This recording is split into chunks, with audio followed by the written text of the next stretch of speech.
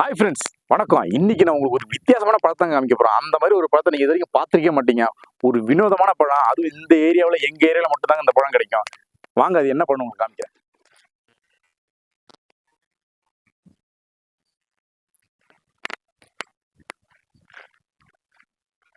நான் சொன்ன அந்த வினோதமான பழம் வந்து இந்த செடியில தாங்க இருக்கு. நல்லா பார்த்துங்க, இது பாருங்க அந்த பழம். இந்த பழத்தோட பேர் தாங்க டம்டம் பழம்னு சொல்லுவாங்க. அது ஏன் டம்டம்னு பேர் வச்சாங்கன்னு எனக்கு கண்டிப்பா தெரியாது. ஆனா எங்க ஊர்ல அது ஃபுல்லாவே டம்டம் பழம் தான் சொல்லுவாங்க. பாக்குறதுக்கு அப்படியே திராட்சை பழமே அப்படியே கொத்து கொத்தா இருக்கும் பாருங்க, சின்ன சின்னதா. அவ்வளோ அருமையா இருக்கும். நல்லா தோப்போட இனிப்பு கொஞ்சம் கலந்துருக்கும் இந்த பழம். நல்லா டேஸ்டா இருக்கும். இந்த பழத்தை நீங்க சாப்பிட்டுருக்க மாட்டீங்கன்னு நினைக்கிறேன். பாருங்க, நல்லா பார்த்துங்க.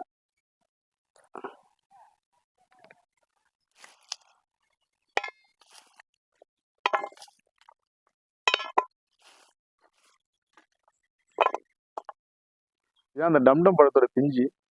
பார்க்குறது எவ்வளோ அழகா இருக்கு கொத்தா.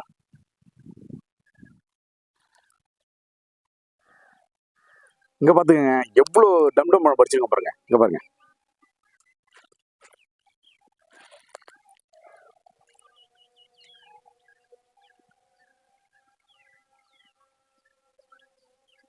இப்போ அந்த பழத்தை நம்ம கழுவிட்டு சாப்பிடலாம்.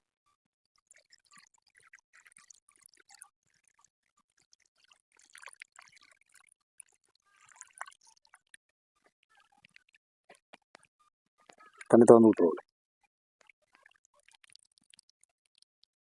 இந்த பழத்தை இப்போ கழுவியாச்சு. இப்போ நம்ம அதை சாப்பிடலாம்.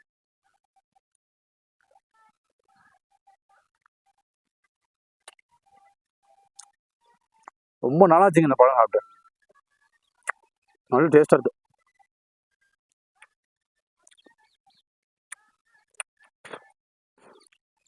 இதோட விதையெல்லாம் பால்டஸ் மாதிரி எல்லாம் உருண்டை உருண்டே இருக்கும். ஆனா பழம் நல்ல டேஸ்டா இருக்கு.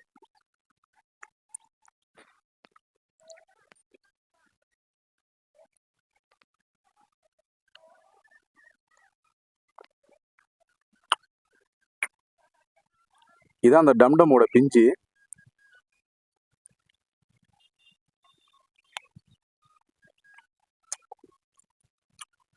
காட்டுக்கு வரப்ப தண்ணி தான் கிடைக்கும். அப்போ இந்த பிஞ்சு தான் கட்டி சாப்பிடுவோம். நீர் சத்து அப்படி இருக்கும். நீங்க இந்த பழத்தை சாப்பிட்டீங்களா இல்லையான்னு மறக்காம கமெண்ட்ல சொல்லுங்க. உங்க ஊர்ல இந்த பழத்தோட பேர் என்னன்னு சொல்லுங்க. எங்க ஊர்ல இது டம்டம். அது வரைக்கும் பாய். அடுத்த வீடியோவில் பார்ப்போம்.